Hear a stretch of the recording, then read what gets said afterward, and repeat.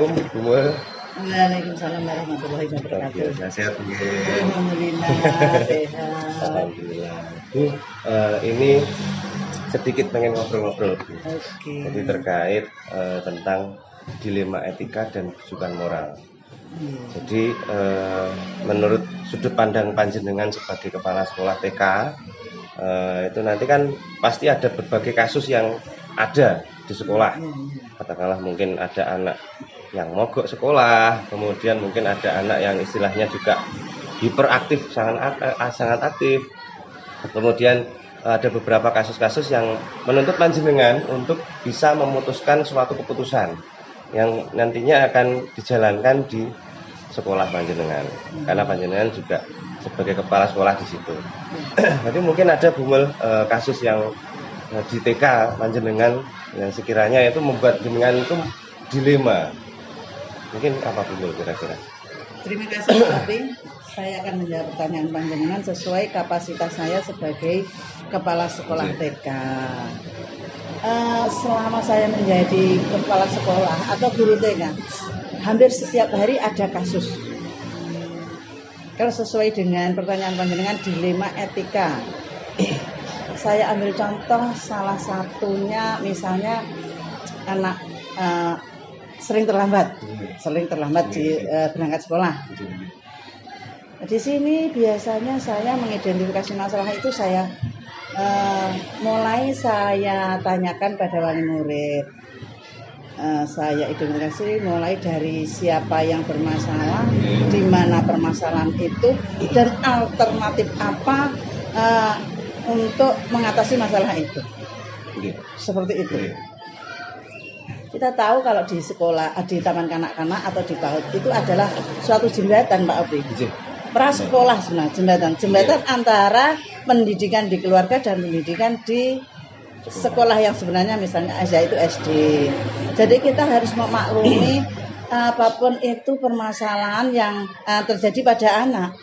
Karena kita harus bagaimana ya mengerti bagaimana perkembangan anak dan posisi anak yang mulai beradaptasi lah. Mulai beradaptasi dari lingkungan keluarga yang kemungkinan di keluarga itu anak itu selalu benar, selalu nomor satu. Kemudian menuju ke jembatan yang akan ke sekolah itu, kita harus ya sedikit demi sedikit melalui proses. Kita harus telaten bagaimana cara kita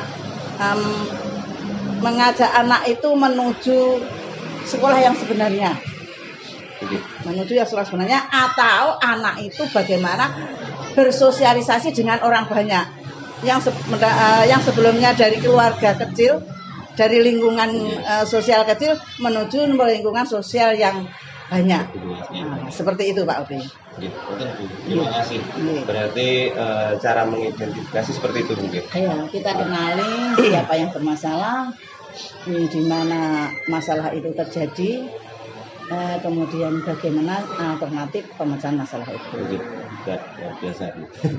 Yang kedua Bu Mul, ini mau saya tanya lagi. Selama ini bagaimana jenengan itu menjalankannya pengambilan keputusan di sekolah, terutama untuk kasus-kasus yang dimana ada kedua kepentingan yang sama. Jadi dua kepentingan sama yang sama-sama benar Bu. Jadi yang mana jenengan yang dapat jenengan putuskan, yang dititik beratkan. Katakanlah mungkin versinya orang tua, anakku di rumah seperti ini, terus ternyata di sekolah sikapnya berbeda. Jadi kan kita punya sudut pandang sendiri-sendiri dan itu tidak ada salahnya Bu. Itu bagaimana jenengan kira-kira untuk ngambil keputusan di mana jenengan selaku kepala sekolah di TK tersebut? Kembali kepada bapak masalah. Masalah itu terjadi di sekolah, tapi berangkatnya dari rumah. Wah, itu bisa Bu. Terus saya ambil contoh tadi anak yang terlambat datang ke sekolah. Sebelum kita mengambil keputusan bagaimana kita menyelesaikan masalah, kita perlu bernego dengan orang tua. Misalnya, mengapa kok anak terlambat?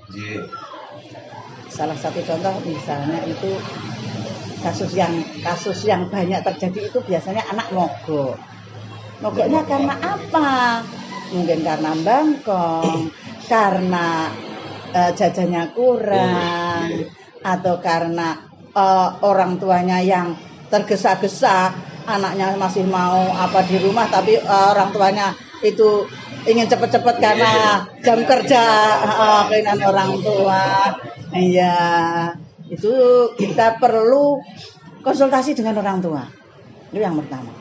Yang kedua, kita juga tidak lepas dari guru kelas. Guru kelasnya sudah melakukan apa dalam penyelesaian masalah itu? Perlu kita konsultasi dengan orang tua dan guru kelas. Itu Pak Opi. Jadi kita tidak memutuskan sendiri ya. Tidak boleh itu. Harus dari banyak pihak, dari banyak pihak untuk menyelesaikan masalah anak itu. Ya, mantap. Yang ketiga, Bu Mul, mungkin ada langkah-langkah atau prosedur panjenengan yang biasa jenengan lakukan untuk itu tadi, mengambil keputusan secara bijak. Seperti yang saya katakan tadi, bahwa anak itu belum sekolah ya Pak.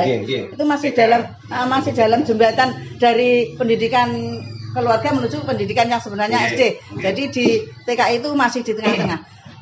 Yang saya lakukan seperti ini. Yang pertama mungkin kita membujuk anak. Memberi pengertian pada anak kalau sekolah itu seharusnya begini. Sebenarnya datang tepat waktu, agar pinter, tidak boleh bangkong, tidak boleh tidur malam, agar paginya kita bisa bangun pagi. Itu seperti itu. Nah, kemudian kalau sudah kita beritahu seperti itu, bagaimana reaksi anak besoknya kita lihat. Apa ada perubahan apa tidak? Nah, kita tanyakan kepada orang tua. Terus yang kedua, kita juga mohon kepada orang tua untuk bisa membujuknya agar tidak terlambat lagi. Mungkin ya seperti tadi,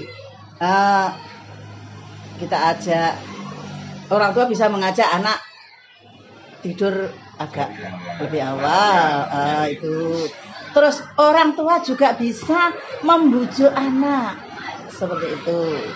Ada yang lain lebih penting lagi Pak Opi, itu kami dari pihak sekolah mengadakan setiap tahun 1 kali atau 1 tahun 2 kali kita mengadakan parenting.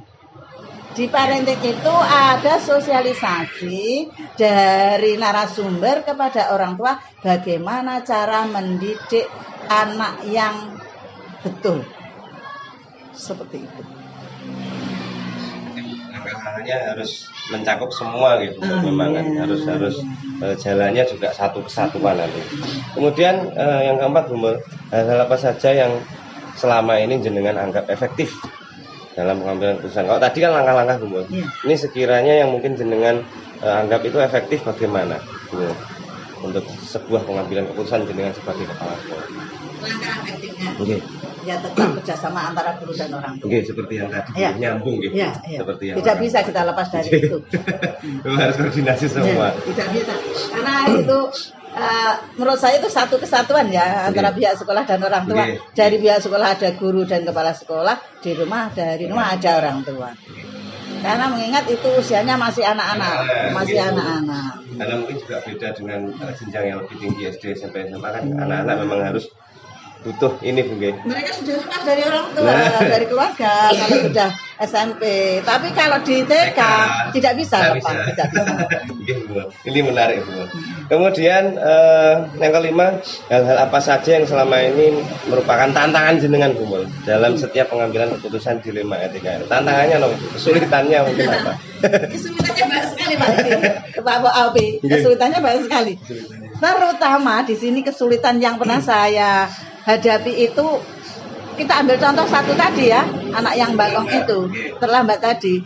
Itu biasanya anak itu diasuh oleh nenek atau kakeknya, bukan orang tua yang langsung, karena orang tuanya bisanya bekerja, diasuh oleh kakek dan neneknya. Sementara kita semua tahu yang namanya kakek dan nenek itu bahasa Jawane duwene menggati.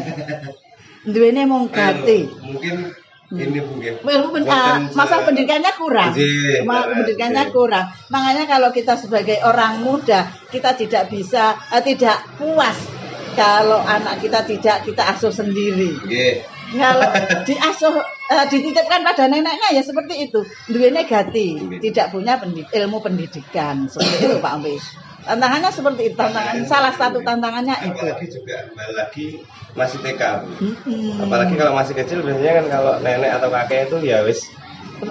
Nah, nggih leres Bu. Itu tantangannya berarti nggih leres. Kemudian ini Bu lagi. Apakah jenengan memiliki sebuah jadwal tertentu atau jadwal untuk penyelesaian beberapa kasus ini? Kemudian adakah tempat untuk menyelesaikan dan juga bentuk dari prosedur yang jangan jalankan. Tadi sempat kayaknya jenengan membahas parenting tadi juga. Kalau jadwal tertentu saya kira itu kasus itu biasanya muncul kan tiba-tiba Pak Obi. Jadi kalau kita menjadwalkan tidak bisa jadwal tertentu, masalah tertentu tidak bisa. Yang terjadwal yaitu parenting. Parenting jadwal 1 tahun 1 sampai 2 kali. Saya kira itu jadwal yang konkret. Kalau jadwal untuk menyelesaikan kasus enggak bisa. Kasus itu datangnya kan tidak rutin. Tiba-tiba begitu. Terima kasih. Kemudian yang ketujuh, adakah seseorang atau mungkin faktor-faktor yang selama ini mempermudah jenengan, membantu panjenengan dalam pengambilan keputusan kasus-kasus yang ada di TK? Adakah seseorang mungkin atau mungkin faktor-faktor yang jenengan miliki yang membantu? Seseorang itu ya tetap seperti tadi lingkarannya tetap guru, kepala sekolah dan wali murid, tetap itu. Jadi kalau saya ini runtut dari awal memang harus semua satu kesatuan mungkin. Satu siklus terus memang harus berkolaborasi Karena kebetulan semoga saja sampai nanti tidak ada. Kebetulan kasus-kasus di TK saya itu bisa diatasi di sekolah sendiri. Oh, okay. Kecuali kalau seperti di lembaga yang lain itu kan ada kasus yang gurunya tidak bisa mengatasi, mungkin perlu mendatangkan ahli tertentu pihak luar. Tapi selama ini dari lembaga saya insya Allah masih bisa diatasi sendiri. Semoga saja sampai nanti seperti itu. Ini luar biasa. Ini dari tadi saya melontarkan pertanyaan dengan jenengan, ternyata memang semua itu harus nyambung semua. Memang saya dapat menyimpulkan seperti itu. Kemudian yang terakhir Bu Mul, nah ini yang paling inti dari semua yang telah kita obrolkan barusan tadi. Mungkin ada pembelajaran dari Bu Mul, Bu, pembelajaran jenengan sebagai kepala sekolah yang dapat jenengan petik, yang dapat jenengan istilahnya masuk nanti mungkin kedepannya untuk tindak lanjut apabila menemui kasus-kasus dan jenengan harus dipaksa memberikan keputusan seperti apa, simpulannya juga. Itu tadi kan kasus itu tadi hanya salah satu Pak Audit. Padahal di lembaga saya, di sekolah saya di TK atau PAUD itu hampir setiap hari terjadi kasus, terjadi masalah. Tapi menurut saya semakin banyak masalah kita semakin pinter. Semakin banyak alternatif untuk menyelesaikan masalah itu. Nah, kemudian kan kita juga dituntut itu ada istilah studi kasus. Saya kira itu hal yang wajar ya. Kalau di sekolah itu ada masalah, ada kasus, dari pengalaman saya tarik kesimpulan ya seperti itu. Semakin banyak masalah, gurunya semakin kreatif. Semakin kreatif. Oh, kemarin masalahnya seperti ini, solusinya seperti ini. Besoknya lagi ada masalah seperti ini, solusinya seperti ini.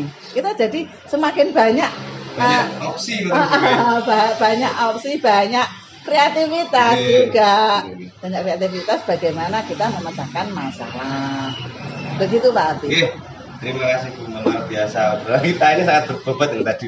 Saya juga dapat mengambil pengalaman dari jenengan sampaikan barusan. Mungkin kedepannya nanti kalau saya menjadi AS atau mungkin pemimpin pembelajaran tertentu, nanti saya bisa mengambil sikap dari jenengan juga. Saya tambahkan seperti ini Pak Ati. Monggo. Tadi penyelesaian masalah itu kita bisa konsultasi dengan guru, dengan wali murid, nggih. Ada alternatif lain Pak Obi. Kalau kita mungkin sudah merayu anak, kalau ingin jadi anak yang pintar tidak boleh terlambat, harus disiplin. Kemudian gurunya juga sudah memberitahu, orang tua juga sudah berusaha. Itu bisa saja guru atau kepala sekolah melakukan home visit. Misalnya sampai jam 8 kok anak belum datang. Kita karena sudah berkali-kali dan bermacam-macam alternatif pemecahan masalah itu kita belum berhasil, guru bisa mengadakan home visit. Biasanya kalau di TK itu satu kelas ada 2 guru kelas dan guru pendamping. Mungkin guru pendamping bisa melakukan home visit. Biasanya anak kalau kita datang di rumahnya itu akan senang. Ya, kan senang. Akan tertarik. Itu menurut saya taktik yang jitu juga. Kalau kita mau mendatangi anak, kemungkinan besar anak akan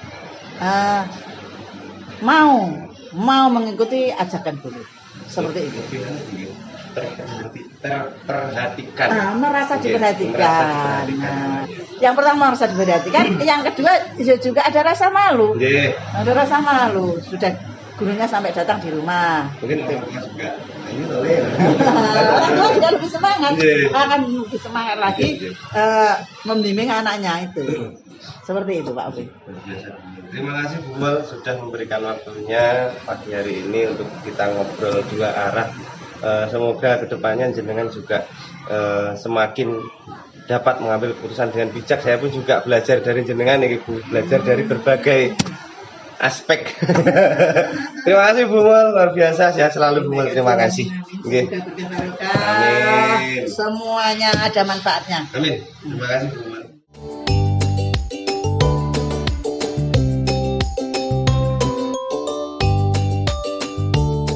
Assalamualaikum Pak Arifin. Waalaikumsalam. Sehat Pak Arifin. Alhamdulillah.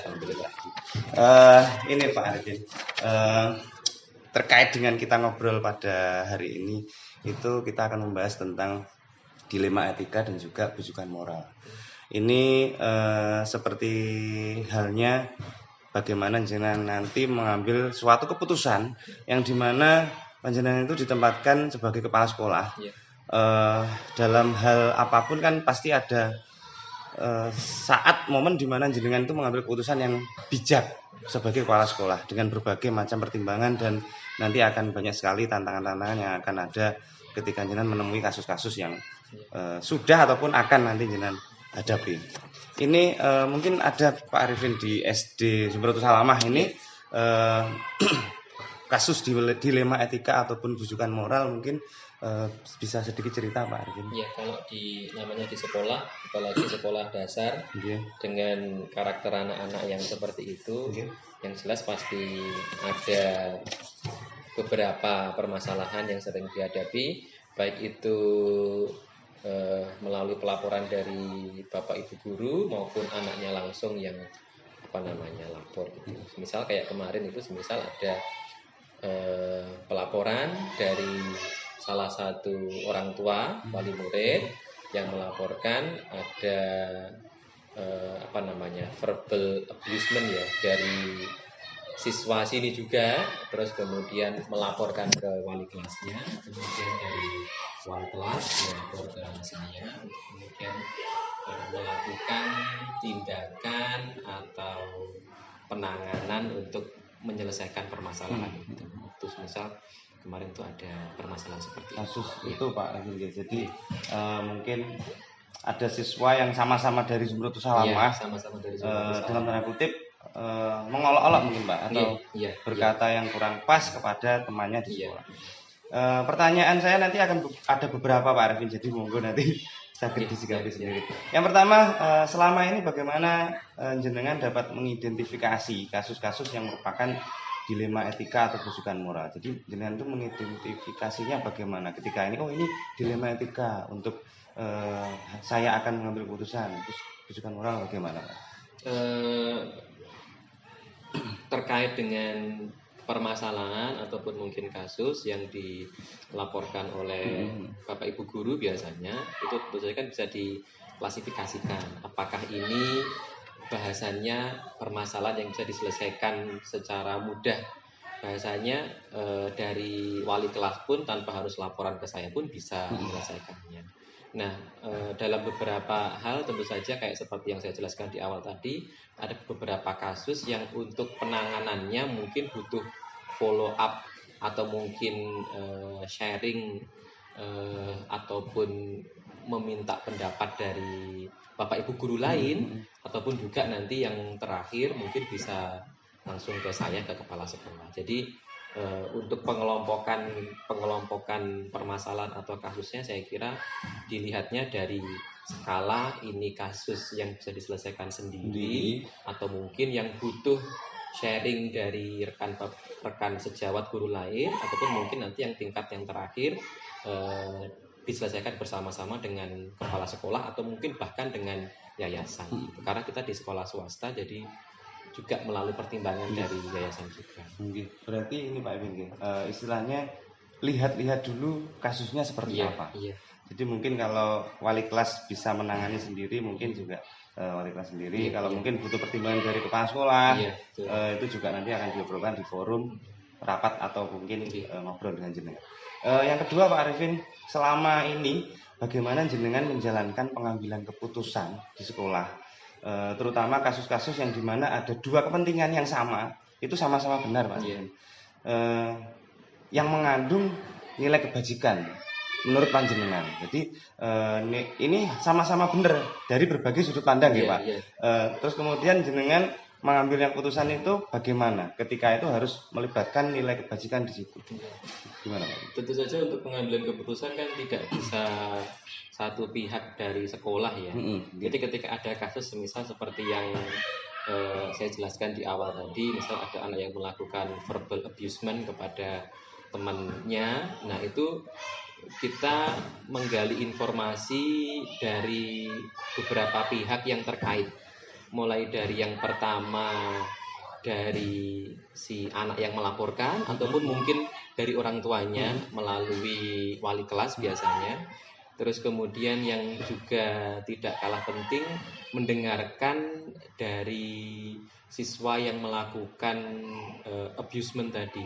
Jadi jangan kita langsung menjudge, oh ini anak ini salah, tidak. Tapi kita benar-benar melihat dari ini apa yang melatar belakangi anak ini kok bisa melakukan tindakan yang seperti ini. Barangkali di situ nanti akan ada beberapa hal yang dimana kita tidak hanya bisa memberikan sanksi saja, tetapi juga bisa memberikan koreksi ataupun mungkin bahasanya gitu, mengarahkan anak yang bersangkutan tadi untuk bisa berubah ke lebih baik. Kalau hanya nanti kita memutuskan sepihak saja, wah ini melakukan begini, dapat laporan dari siswa ataupun dari wali murid, langsung kita panggil, kita hukum bahasanya, atau kita berikan sanksi, itu saya kira juga tidak fair juga. Saya yakin setiap hal itu pasti ada hal yang latar belakangnya. Mungkin si anak tadi di rumah itu barangkali terpengaruh oleh temannya, ataupun mungkin juga yang sekarang juga tidak jarang terjadi, itu terpengaruh oleh orang tuanya pun juga bisa. Kadang orang tuanya yang seperti itu, nah akhirnya kan ikut-ikut juga. Gitu. Jadi melihat dari beberapa perspektif dari orang-orang yang terlibat, kemudian dari situ nanti akan dijadikan bahan pertimbangan untuk mengambil keputusan. Terima kasih Pak. Kemudian apa langkah-langkah atau prosedur jenengan ketika jenengan melakukan suatu pengambilan keputusan itu, mungkin langkah-langkahnya, stepnya bagaimana Pak? Ya, jadi kalau dari pertama ada pelaporan masuk, itu kemudian nanti biasanya yang paling aktif sebenarnya dari wali kelas biasanya ya. Jadi dari wali kelas nanti akan menghimpun informasi dari siswa yang melapor, ataupun mungkin juga bisa dari wali muridnya, kemudian nanti dilakukan tindak lanjut kepada siswa yang bersangkutan yang dilaporkan tadi, itu digali informasi juga. Terus kemudian nanti sambil kita menggali latar belakang dari siswa tadi, terus kalau dari informasi yang kita dapatkan sudah cukup untuk kita mengambil kesimpulan atau mengambil kebijakan, ya kita menentukan kebijakan langsung pada saat itu. Kalau mungkin nanti ada beberapa hal yang sifatnya lebih serius dan itu harus minta pertimbangan dari pihak yayasan, maka kita akan melapor lagi, meminta pertimbangan lagi dari yayasan. Jadi mekanismenya atau langkahnya kira-kira seperti itu. Berarti ya sama kayak yang pertanyaan awal tadi Pak Ardi, Iya. berarti melihat kasusnya terlebih Iya, dahulu. iya, betul. Langkahnya seperti itu. Kemudian yang berikutnya, hal apa saja yang mungkin selama ini jenengan anggap efektif dalam pengambilan keputusan ketika jenengan menghadapi kasus dilema etika. Jadi yang jenengan anggap efektif itu seperti apa? Hal-hal apa saja, Pak? Yang jelas diusahakan semaksimal mungkin adalah hal yang sama-sama bisa memberikan kebaikan. Jadi kalau semisal itu kok hanya bersifat memberikan sanksi atau hukuman saja, tetapi kalau dirasa secara jangka panjang itu tidak memberikan dampak yang positif, itu menurut saya juga kurang tepat. Percuma. Ya, jadi secara pendekatan kita lebih ke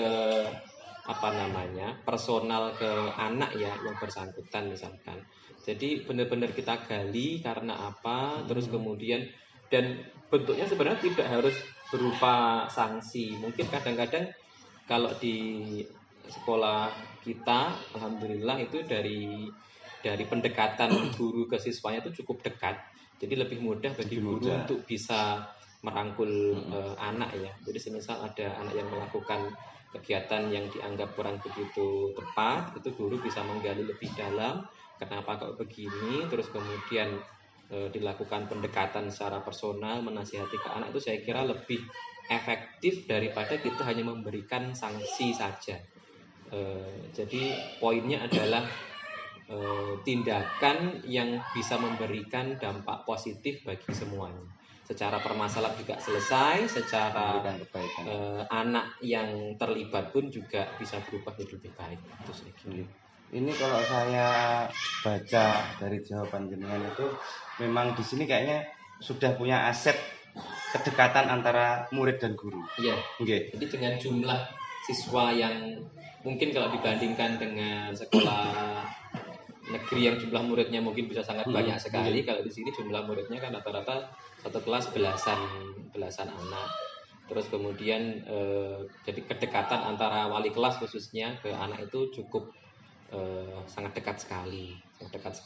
Plus juga pendekatannya diberikan arahan ke Bapak Ibu guru bahwa kita sangat penting sekali untuk menjaga kedekatan emosional dengan anak khususnya. Jadi model pendidikannya memang tidak seperti yang mungkin model-model yang zaman dulu gitu, yang model guru itu diktator bisa mengatur pemerintah. Kemudian ya.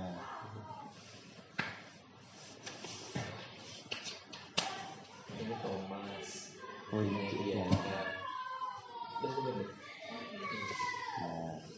Nah ini salah satunya. Enggak, ini memang kayaknya kedekatan dari guru dan murid itu memang dekat, sehingga juga penghandelannya terhadap kelas itu mudah, enak. Mulai dari pembiasaan sopan santunnya ini tadi terbukti. Bapak Ibu guru itu benar-benar dijaga karena ya memang namanya sekolah dasar, pendidikan dasar berangkatnya dari situ. Insya Allah kalau dari dasarnya sampun bagus kan mudah untuk diarahkan ke depan. Benar Pak. Itu memang kita SD itu istilahnya fondasi Pak. Fondasi untuk kedepannya. Kemudian hal-hal apa saja yang selama ini merupakan tantangan jenengan ketika harus mengambil keputusan dari kasus-kasus yang mungkin jenengan hadapi, tantangannya apa Pak?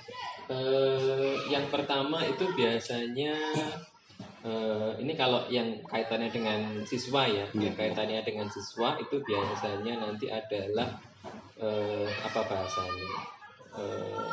overprotectivenya orang tua. Mungkin bahasanya jadi orang tua itu kadang punya bawaan yang dia itu nggak mau anaknya disalahkan. Itu terjadi pada beberapa orang tua, meskipun tidak semuanya. Ada orang tua yang dengan legowo, semisal ketika disampaikan informasi seperti anaknya melakukan ini, itu ada yang oke, welcome, terus kemudian menyadari itu. Tapi ada juga, mungkin tidak banyak, tapi ada juga beberapa orang tua yang jadi dia itu defensif. Oh, anak saya nggak seperti itu kok. Nah, itu mungkin tantangan utama ketika apa namanya melakukan penanganan terhadap permasalahan itu adalah dari sifat defensifnya orang tua. Gitu. Menurut saya harusnya kan bentuknya kan sharing cerita masukan begitu kan ya. Harusnya sebisa mungkin orang tua itu bisa kooperatif bahasa, jadi sama-sama bekerja sama. Saya yakin sekolah kan keinginan juga bukan hal yang buruk untuk anak. Jadi kan sama-sama memberikan masukan yang positif ke anak, dan orang tua ya kalau mau menggali informasi silahkan, tapi sebisa mungkin itu mungkin bisa lebih berpikiran terbuka gitu secara. Itu kayaknya hampir di semua lembaga ada, Pak. Iya.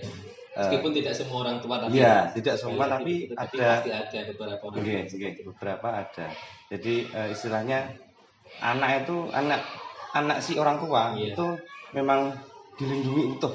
Jadi kalau nanti ada apa-apa, ini anakku ya berusaha untuk ini yang benar. Ada kasus yang seperti ini. Ini si anak ini di rumah itu loh pendiam. Tidak pernah kayak gini. Ya itu kan di rumah. Di rumah. Kita tidak tahu apakah memang di rumah juga memang pendiam ataukah mungkin tidak, tapi orang tuanya menutup-nutupi kan juga bisa. Ya, tapi kalaupun semisal itu di rumah memang dia pendiam, belum tentu di sekolah itu pendiam juga kan gitu bahasanya. Ada yang ketika di rumah pendiam mungkin karena dia takut dengan orang tuanya. Di rumah mungkin ini ada orang tuanya yang keras. Jadi dia di rumah itu manut. Ketika di sekolah dia pelampiasan. Karena di rumah itu dikerasi, ketika dia di sekolah dia mencari pelampiasan, dia gantian yang ngusilin temannya misalnya. Itu bisa jadi juga. Itu bisa jadi ada kasus yang seperti itu, dan ada sharing dari beberapa cerita teman itu ada yang mengalami hal yang seperti itu. Itu benar, Pak. Memang hampir di beberapa lembaga ada dengan berbagai latar belakang. Kemudian pertanyaan selanjutnya, Pak Arifin. Apakah jenengan memiliki sebuah jadwal tertentu ketika nanti akan menyelesaikan kasus dilema etika? Apakah Anda langsung menyelesaikan di tempat atau memilih sebuah jadwal untuk itu diselesaikan melalui prosedur yang nantinya melibatkan banyak orang, atau mungkin hanya jenengan sendiri, atau mungkin punya jadwal yang sudah berjalan di Zumratul Salamah itu, atau mungkin di luar jadwal juga ada? Kalau secara secara jadwal yang kaitannya dengan penyelesaian kasus tidak ada sebenarnya. Cuma kita dalam setiap rapat bulanan itu kan ada, mungkin nanti ada evaluasi terkait dengan proses pembelajaran ataupun di luar proses pembelajaran, mungkin terkait dengan perkembangan siswa. Itu biasa nanti ada beberapa Bapak Ibu guru yang sharing ya. Kemarin di kelas saya ada kasus seperti ini, terus kemudian nanti kadang ada beberapa guru lain yang memberikan masukan. Atau mungkin juga sharing hal yang sama juga bisa.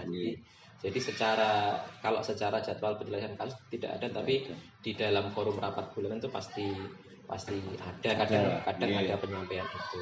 Terus untuk penyelesaian permasalahannya ya kalau bisa diselesaikan di waktu itu, misal ada wali kelas atau guru yang melapor ke kami dari kepala sekolah, kalau bisa langsung diputuskan ya di waktu itu. Nanti kalau mungkin kembali lagi ke seperti yang di awal tadi, ketika kasusnya itu kasus yang lebih besar atau yang lebih sulit untuk membuat keputusan, nanti baru kemudian mungkin ada penjadwalan mungkin untuk mengundang wali murid, ataupun mungkin nanti mempertemukan siswa-siswi dan wali murid yang bersangkutan. Jadi tergantung dari kasusnya.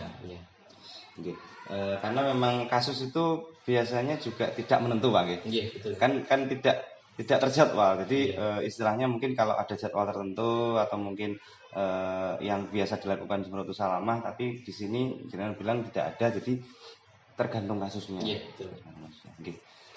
Kemudian pertanyaan selanjutnya, Pak Arifin, adakah seseorang atau faktor-faktor yang selama ini mempermudah jenengan atau membantu jenengan ketika pengambilan keputusan dari kasus-kasus dilema etika? Adakah faktor-faktor atau mungkin rekan kerja atau mungkin kalau orang dari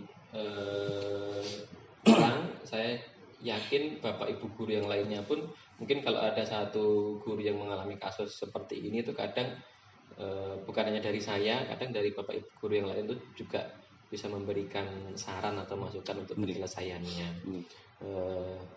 Kalau dari orang lagi yang mungkin lebih membantu untuk membuat keputusan itu dari yayasan. Kalau di sekolah kami kan ada Bu Zulfa, jadi beliau guru sepuh juga, guru senior dan juga sekaligus dari pengurus yayasan. Jadi beberapa kasus atau beberapa permasalahan mungkin akan butuh pertimbangan dari beliau juga. Ketika itu melihat kasusnya Iya. yang besar atau mungkin butuh penanganan. Kadang meskipun tidak begitu besar, kita juga sekalian sharing begitu. Kadang beliau juga memberikan saran juga. Itu juga mungkin merupakan dapat masuk di istilahnya rapotnya Jumrotus Salamah ya Pak. Maksudnya rapot itu di bulan ini ada kasus sekian, ada kasus ini. Mungkin di bulan depannya kalau menemui kasus yang sama atau mungkin ada kasus lagi, minimal kita sudah pernah menghadapi sebelumnya, Pak. Ini yang terakhir Pak Arifin. Kemudian dari semua hal yang telah kita obrolkan tadi, pembelajaran apa yang mungkin dapat dengan petik dari pengalaman-pengalaman yang sudah kemarin, atau mungkin dari yang kita obrolkan barusan ini juga mungkin ada istilahnya pengalaman ataupun pelajaran yang dapat Pak Arifin. Menurut saya intinya sebenarnya kalau satu hal buruk itu tidak terjadi hanya tiba-tiba hal buruk gitu saja. Jadi bahasanya kalau semisal ada anak itu dikatakan anak nakal itu nggak ada sebenarnya. Pasti ada hal-hal yang latar belakangi di belakangnya. Dan itu yang harus kita gali bersama, kita sebagai satuan pendidikan, khususnya lagi kita sebagai Bapak Ibu guru. Jadi tugasnya itu kan salah satunya adalah mengarahkan anak, memfasilitasi anak, mendampingi anak selama dalam berproses di jenjang usianya. Dan itu tidak hanya untuk hal penyampaian materi pelajaran saja, termasuk juga menjaga kondisi emosionalnya anak, terus kemudian melihat kalau mungkin ada hal-hal yang di luar dari konteks pembelajaran akademik yang itu butuh perhatian khusus juga, itu termasuk juga salah satunya, meskipun tidak sepenuhnya dari guru, termasuk juga kerjasama dengan orang tua, tapi itu juga menjadi salah satu tanggung jawab dari guru juga. Karena kita inginnya kan sama-sama yang terbaik untuk anak-anak kita, baik itu dalam hal akademik maupun non akademik. Jadi sebisa mungkin kita bisa mengenali dengan baik anak-anak kita, sehingga kita lebih mudah untuk mengarahkan mereka juga. Insya Allah kalau sudah punya kedekatan itu kita enak mengarahkan ke anak-anak itu. Jadi kesimpulannya paling tidak kita harus membersamai anak-anak itu memang semaksimal mungkin selagi kita dapat melakukannya, Pak.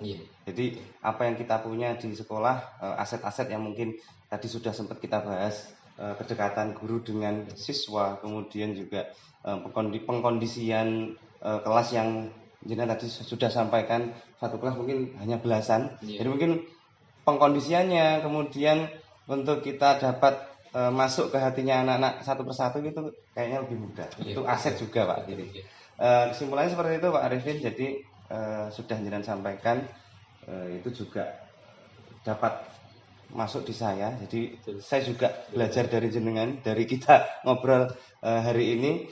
Semoga jenengan dan juga SD Jumrotus Salamah semakin maju lagi, lebih baik lagi. Kemudian juga saya pun ketika nanti di posisi jenengan atau mungkin harus mengambil keputusan dilema etika dengan mempertimbangkan poin-poin yang ada nilai kebajikannya. Jadi kita juga sama-sama belajar. Terima kasih Pak Arifin, sampai ketemu lagi. Sehat selalu. Assalamualaikum.